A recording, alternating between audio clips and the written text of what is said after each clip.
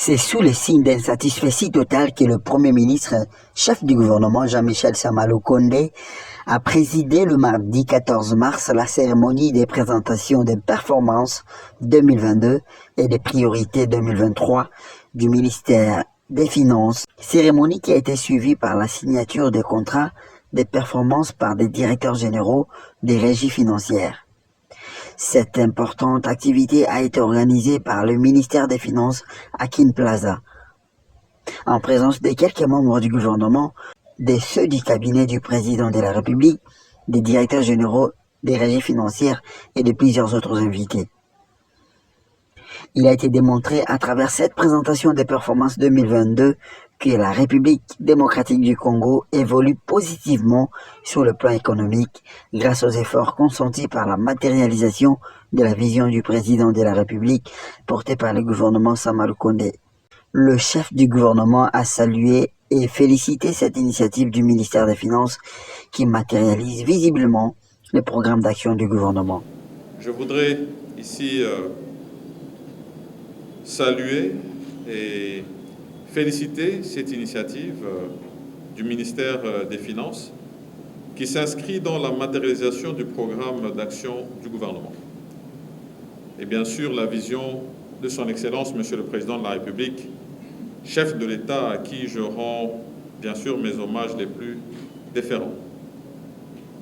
Distingués invités, Mesdames et Messieurs,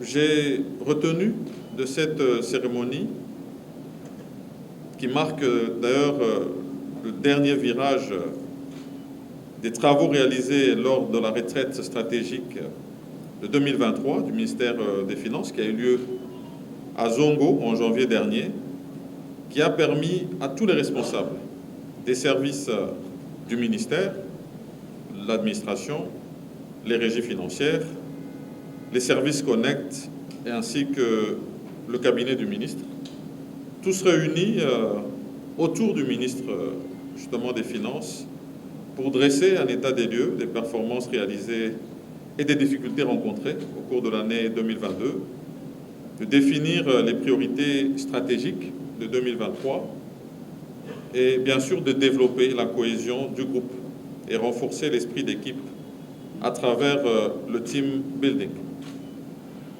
À travers ces travaux, Monsieur le ministre des Finances a ainsi sonné le glas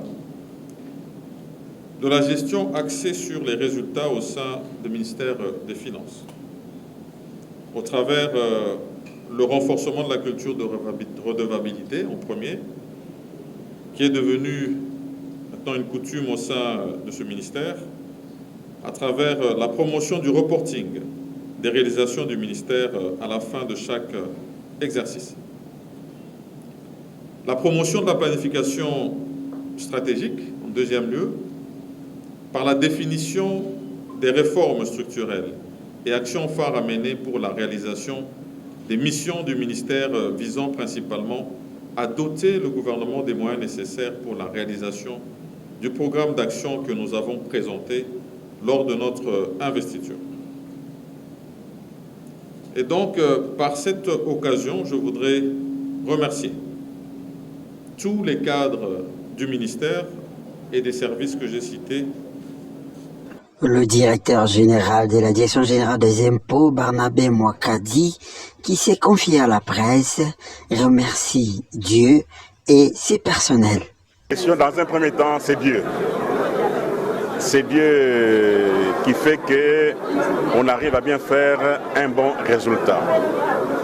Et de deux, c'est les personnels. Les personnels acceptent très bien nos recommandations, suivent à la lettre notre façon de gérer. Et voilà, aujourd'hui, nous arrivons à un très bon résultat. Et je tiens vraiment à dire grand merci à ces personnels. Grâce à lui, je viens parler des personnels de la DGI, grâce à lui, nous sommes arrivés à ces bons résultats. Et aussi, je tiens vraiment à dire grand merci à son Excellence, M. Sama-Lukonde, chef du gouvernement, pour avoir organisé cette cérémonie de remise des prix. Et aussi, je ne vais pas oublier le président de la République, son Excellence, M. Félix Antoine Tshisekedi Tshilombo, chef de l'État, à qui je rends mes hommages les plus déférents. Il faut noter qu'au cours de cette cérémonie, le Premier ministre a décerné quelques prix aux régies financières qui se sont distinguées en termes de performance dans la mobilisation des recettes en dépassant les assignations. Juste après, le ministère des Finances et les directeurs généraux ont procédé à la signature des contrats de performance.